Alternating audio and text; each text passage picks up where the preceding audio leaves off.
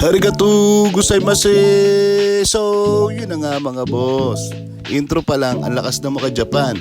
Pero dito lang po yan sa Keiju Ramen House na matatagpuan sa 976 Fatima Street, Bagbaging, Santa Maria, Bulacan. Mga boss, harapan pa lang, akala mo nasa Japan ka na, no? Hindi po, nasa Bulacan ka pa rin. Kaya ano pa gagawin natin mga boss? Tara, pasukin po natin ang loob at siya sa atin kung anong meron dito. Let's go! So yun na nga mga boss, nandito na po tayo sa loob. Napakaganda, napakaaliwalas, at napakalinis mga boss.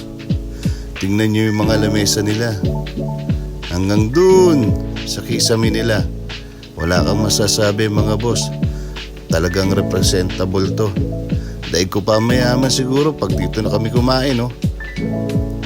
Lakas makayaman mga boss, pero sulit ang gastos mo rito dahil hindi ganun kamahal ang pagkain nila. Kaya ano pa gagawin natin mga boss? Alangan naman titigan lang natin to. Tara, ito ang menu nila mga boss. Tingnan nyo na rin kung ano yung magugustuhan nyo. Para pag punta nyo rito, alam nyo na rin po ang o-ordering nyo. Pakizoom na lang mga boss kung hindi nyo makita masyado yung presyo ha.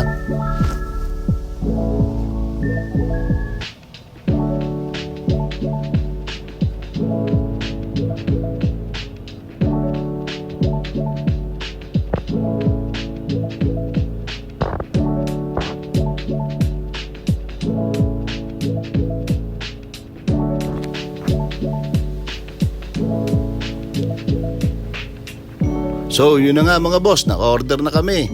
Tara na.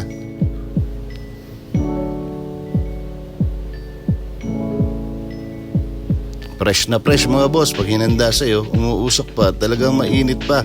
Bagong luto.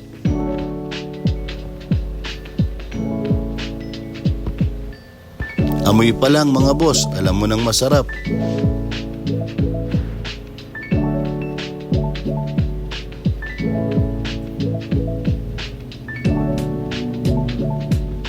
Bigyan mo ako ng isang malupit na montage dyan. Let's go, pasok, montage.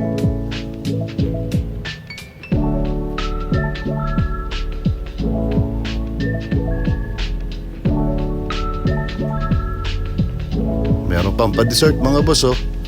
Ano, kakain na ako. Tara mga boss, sabayan nyo po ako. Kumuha kayo ng food trip nyo habang pinanonood nyo ako.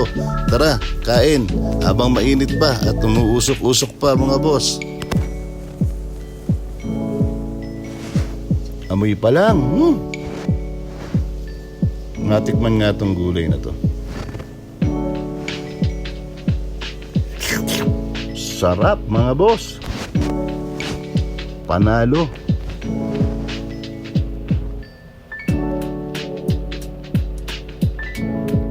Kaya mga boss, kung may time kayo at magawi kayo rito, subukan nyo rin kumain dito sa Keiju Ramen House. So may Bagbagin lang po ito sa harap ng Fuel Hub.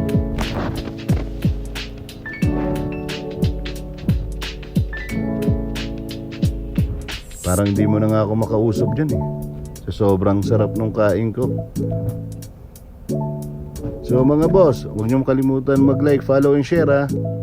Dito lang po yan, matatagpuan sa Bagbagin. Sa mula sa store nila at yung katabing store nila ay isang malaking parking lot po nila. Kaya kahit saan po yung sasakyan nyo, hindi po kayo mawawalan ng parking. Salamat po!